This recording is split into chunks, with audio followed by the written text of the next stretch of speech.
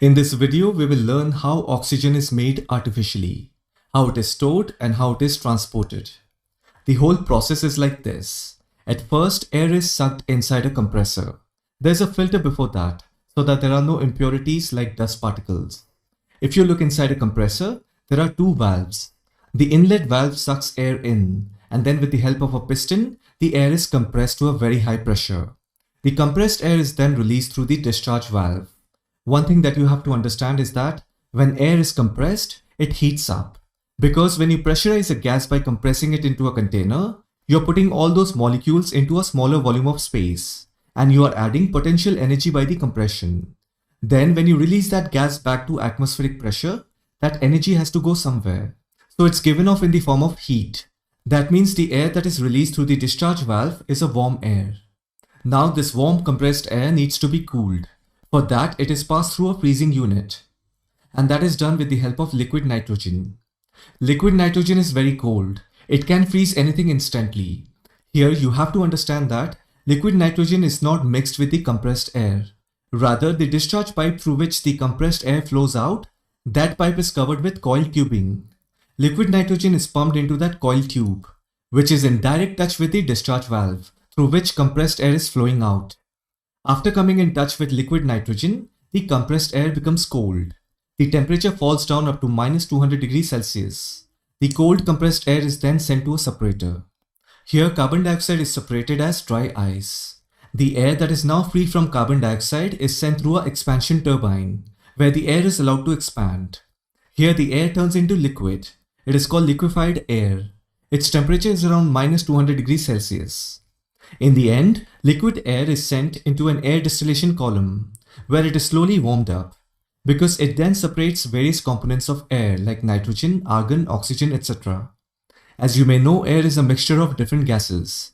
So in this air distillation column, different gases that are present in the air is separated by slowly warming up the liquefied air. Nitrogen gets separated first, because nitrogen boils around -196 degrees Celsius. After that, argon gets separated, because argon boils at -186 degrees Celsius.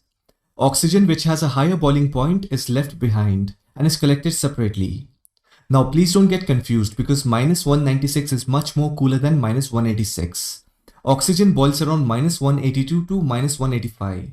So if you look at these three temperatures, obviously -185 is higher compared to other two. That means oxygen has higher boiling point. At the bottom of the air distillation column, you will see liquid oxygen settles down.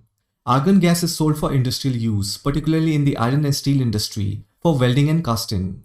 Nitrogen gas is used to make fertilizers and food packaging industries. So basically from this entire process, in the end you will get liquid oxygen. Liquid oxygen is then transported by filling it into special containers such as aluminum cylinders. If it is required in larger quantities, then cryogenic containers are used. So always remember, oxygen for industrial use is delivered to customers in liquid form, and they are stored in cylinders and tanks at high pressure. It is said that the pressure at which liquid oxygen is stored in a container is up to 3000 psi or 200 bar. For those of you who don't know what is 3000 psi, psi is a unit of pressure expressed in pounds of force per square inch of area. In layman's term, anything more than 1000 psi is a lot of pressure. When you give your car for cleaning, you will notice they clean your car with high pressure water spray gun. With that much of pressure, you can easily clean all the dirt from your car.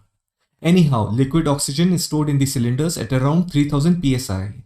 These cylinders come with pressure regulator that allows you to set the output pressure. A patient in hospital needs around 50 psi, which allows low supply of oxygen.